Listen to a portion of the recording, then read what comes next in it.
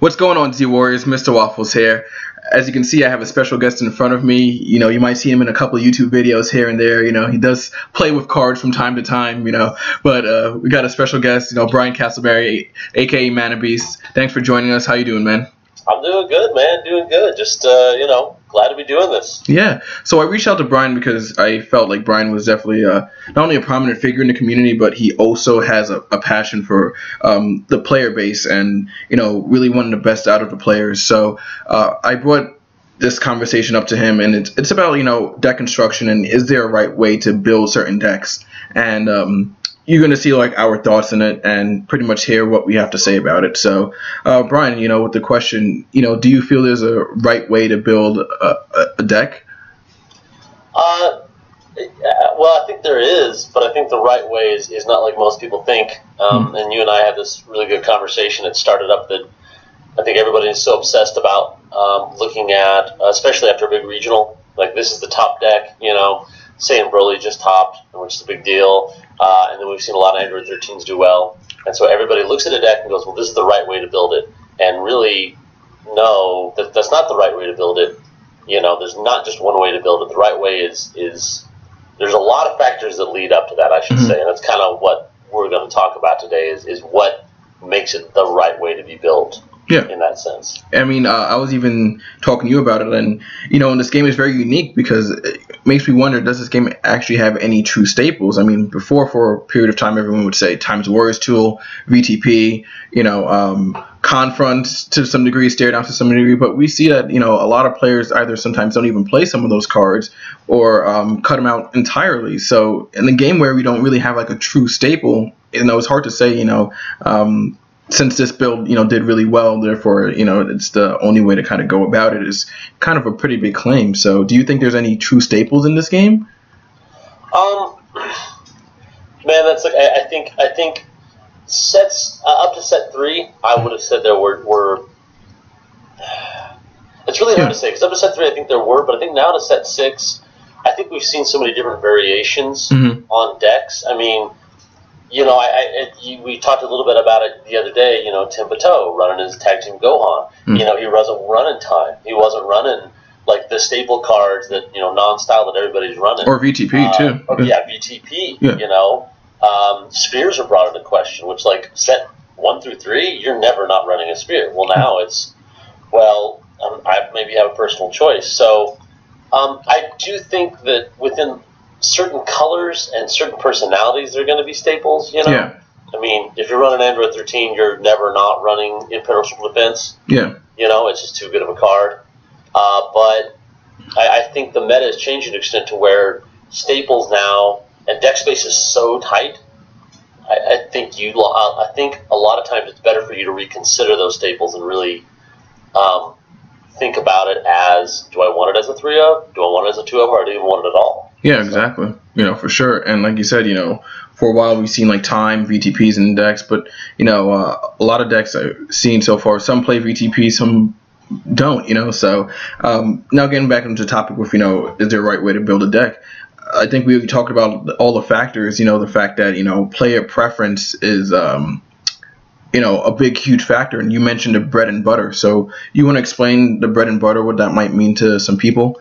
Well, and I know, I'll think about blue decks. Yeah. Blue is, one of my favorite styles. And, we talked about Blue Betrayal. It's a great card. And I would say in the blue style, Blue Betrayal is one of those, when I'm building a deck, I sit on those kind of staple cards. I will kind of throw a dummy list together, and Blue Betrayal will be those 3 of I'll just throw in there as kind of a dummy list to build things up. And then as I'm refining the deck, I look at it and I think, well, do I have room for this? With it's kind of like what you're doing with your Blue Protective Cooler. For you, and I think the advantage is Blue Betrayal is more beneficial, not just as a simple board control, but your AT is so high that it actually will do physical stage damage. Versus if I'm playing for instance, if I'm playing a Blue Protective Wheelo Mill for whatever reason, I may not run Blue Betrayal. I may only run it as a 2-of because I'm always going to be an A, and it's really only used for board control. And in that sense, I'd be more apt to build it may be in a different way with a different goal in mind. Yeah, for sure. And again, like you said before, with the goal, it's all about the intent of what your deck is supposed to do. Like, for example, surprise attacks is not going to be good in every single deck, but if your deck revolves around it, then the cards that you put in are kind of meant to complement the surprise attack. So you want kind of less conflict as much as possible, but again, for a good reason. And as we see, like all the blue protective cooler builds, all of them from Phil's, mine, Ryan's, a bunch of them completely different, but it's all based on the player and what they feel and whatever theory they kind of use to construct a deck. For example, like Phil couldn't fit Blue Arm Blast, but he said it was a really good card, and I ran it, so you can't knock someone else for not playing a certain card just because, it's different. Again, everyone's different mindsets, different ways of thinking of how they're approaching the meta and how they're approaching their deck. So the fact that, you can still have like 3 of the same NP, same style, but completely different builds is what I think is amazing about the game. But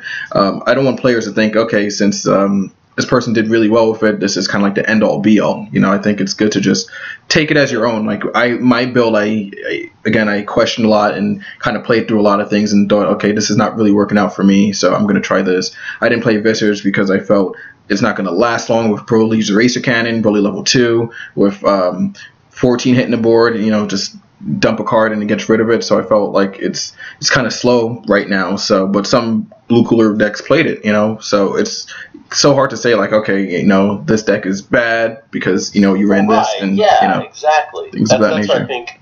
And so you and I talked about is this mentality of like, well, this that you have, like, I see so many people like borderline almost making fun of people or chiding people because, oh, you don't run that card. I don't know why you don't run that card. And, you have to run that card in a deck. And like you think you made a really good point. It's how a player runs a deck. And I see a lot of people run these decks that they see online, and it doesn't run like they think it should, or they don't play it right, or it doesn't feel right to them. But that's because it's not playing within their wheelhouse or their preference. Like I know a lot of people will run, because I was talking about my Android 13. A lot of people are going to run it differently, and for me, I throw Nappa in the deck because the meta I go against locally and what I've seen a lot, we see if you're running Saiyan, saw Bateau running the Menace Loop, man. It shuts that down, it shuts the VTP and all that stuff. Some of the people don't, but that doesn't necessarily mean that their deck is better. Yeah. And that's where it's I think what you and I both are really wanting to do is to kind of get off this elitism mentality and have people critically think for themselves. To play test the deck and, net deck, but like play test it and like I guess what I ask you is, what's the difference for you for when you're running a card? How important is it to you to not just run the card, but to know why you're running the card? Yeah, well, for me, again, with, for example, my blue cooler, I want to make sure like every card had multiple uses, so it wasn't just, okay, it's just good because of X, Y, and Z. Like, for example, talk to like a blue guard. I played it because it's an energy block. It could also be a physical block. With cooler, you can draw 2 cards off of it. So it has like 3 different functions for that one card, where as opposed to, another deck, that blue guard might not be as effective as like another energy block. And again, maybe in your Ginyu, you probably run like that blue energy shield where you drain yourself down to 0. Right. That's a more effective card. Yeah, based on the personality. And so there's a lot of different combinations and different ways to play certain cards. And I think players got to really question every single card, even though you might see it over and over again. Even certain cards like time, even though I just might put into a deck, I always gotta think, okay, why am I putting this deck? Because of X, Y, and Z reasons. But if I'm playing surprise attack, I might look at time differently and say, well, I'm probably not going to play it because of this card that I have in my deck. So, I just want people to really think for themselves and think, well, just because you might see a list that might run 2 VTPs or 2 of this or whatever the case may be, question it. And even though the answer might be obvious, at least you're still questioning, being like, okay, I know I'm picking this deck because of this reason, So I know for a while I always felt like, gotta play 2 VTP. It's too good of a card. It's just good recovery card. But then, as I started playing more and, getting more experience with the game, you realize that's not always the case. And for certain decks, that run it, great. For those that don't, you can't really knock another person saying, oh, you should run VTP, because again, for them, maybe it's they don't want the dead draws. There's always at least for me, a reason and some kind of logic behind why I don't play certain cards. Based on experience. That's the thing about your blue cooler that I really like, and like the mentality behind your blue cooler is you're falling back on the blue protective mastery. You're falling back on the inherent ability for it to defend, yet you still want it to be aggro. You still want it to be able to put pressure on. And I think a lot of people look at blue protective and they put it kind of in this box of, well, it's blue protective, I want to be very defensive. Or you can go the other route and say, yeah, I run defensive cards, I run the whole discarding effects, but I'm also going to run a suite of attacks that my goal is to be more aggro towards stuff. And that's what you made a perfectly good point with Blue Guard. Sets 1 through 3, Blue Guard was a staple. Everybody was using it. But these days, I'm running Blue Energy Shield in my Ginyu instead because I want to set my power stages down. Plus, it's also helpful for not being able to crit away my allies. That, to me, in Ginyu is much more useful. However, in your cooler, that wouldn't be as useful in your deck. And I think people like the other issue is that you and I talked about is people see cards in such an insulated bubble. Yeah. They're like, oh, blue card, it works with my mastery, it is good. Well, yeah, but but with your MP and the goal of your deck, it might not actually be good.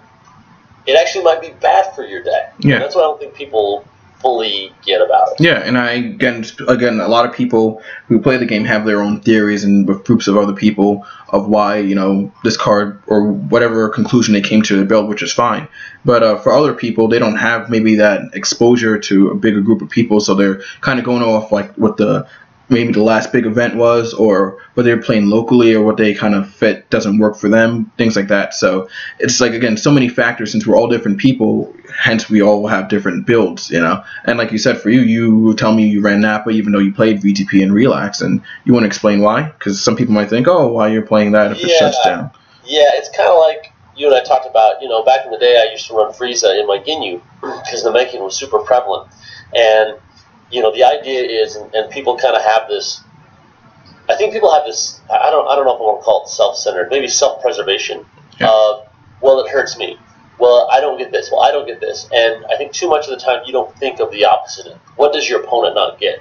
And for me, putting Napa on the field for even a turn, I mean, there's just so many good setups in the game. There's Black Power-Ups, there's VTP, there's an opponent's relaxation, there's like the setups in this game are really powerful. I think they're some of the most powerful cards in the game.